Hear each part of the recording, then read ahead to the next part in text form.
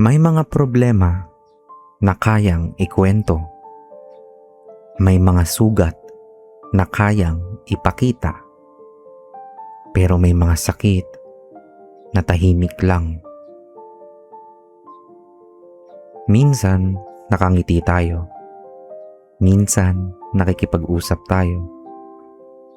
Minsan pa nga nagtatawanan pa tayo. Pero sa loob natin, may mga laban tayong hindi alam ng ibang tao. May mga gabi na gusto mo sanang magsabi ng nararamdaman mo, pero wala kang masabihan. O baka meron, pero ayaw mong maging pabigat. Ayaw mong mag-alala sila.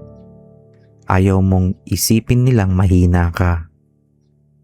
Kaya pinipili mo na lang manahimik.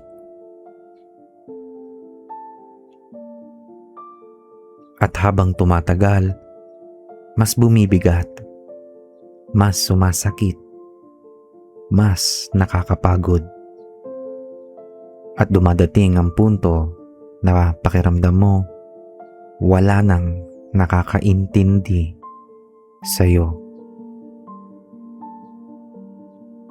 Habang ginagawa ko ang video na ito, naalala ko rin ang mga panahon sa buhay ko na parang ako lang ang lumalaban.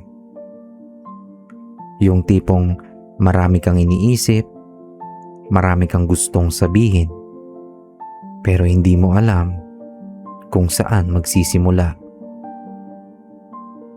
At siguro, may nanonood ngayon na ganoon din ang sitwasyon. Baka pagod ka na. Baka nasasaktan ka.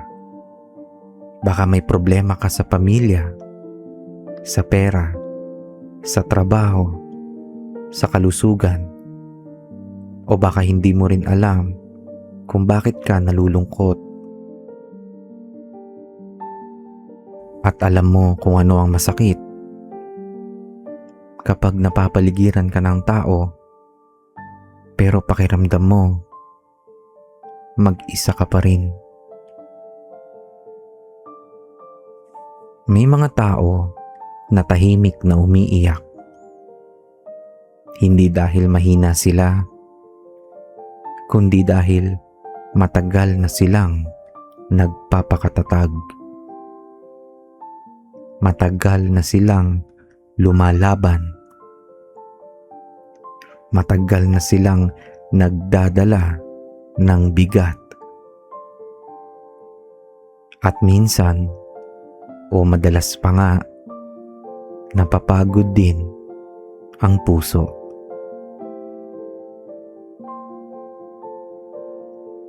Sa Awit, chapter 34, verse 18, sinasabi dito,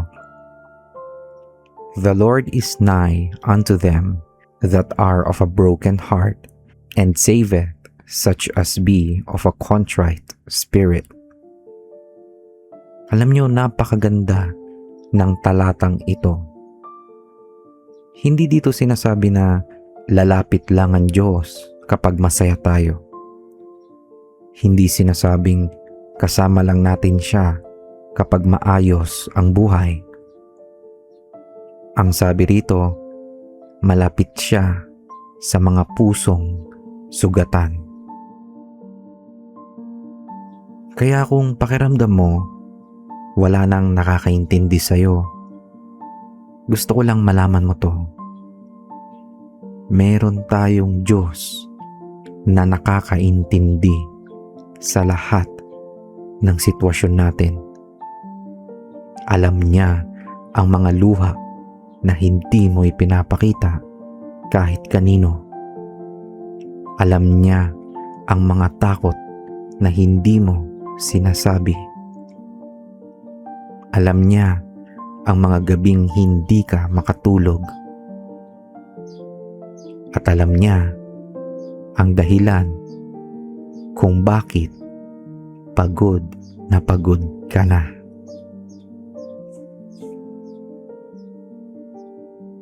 At kahit pakiramdam mo walang nakikinig, nakikinig siya.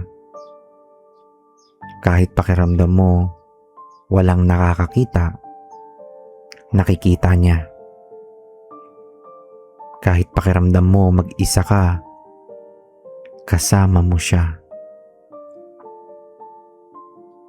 Ngayon, gusto kong samahan ka sa isang panalangin. Manalangin tayo. Panginoong Hesus, dalangin ko po ang bawat taong nanonood ngayon. Lalo na ang mga taong tahimik na nasasaktan. Ang mga taong umiiyak nang walang nakakakita. Ang mga taong pakiramdam nila ay mag-isa sila. Panginoon, yakapin niyo po ang kanilang puso. Bigyan niyo po sila ng kapayapaan. Bigyan niyo po sila ng lakas. At ipaalala niyo po sa kanila na hindi niyo sila iniwan. Kapag sila ay pagod, palakasin niyo po sila. Kapag sila ay natatakot, samahan niyo po sila. Kapag sila ay nalulungkot, damhin nila ang inyong pagmamahal. At kung may mabigat silang dinadala, tulungan niyo po silang makabangon muli. Maraming salamat po, Panginoon.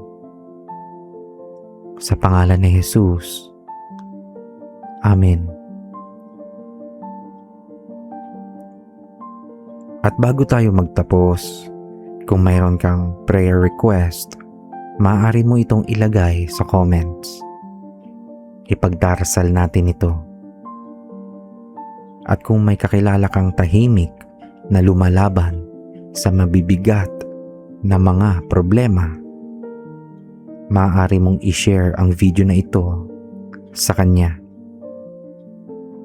Baka ito ang mensaheng kailangan niyang marinig ngayon. Maraming salamat sa lahat ng patuloy na sumusuporta sa channel na ito. At tandaan mo, hindi lahat ng laban ay nakikita. Hindi lahat ng sugat ay pisikal. Pero kahit hindi ka maintindihan ng mundo, naiintindihan ka naman ng Diyos. Maraming salamat.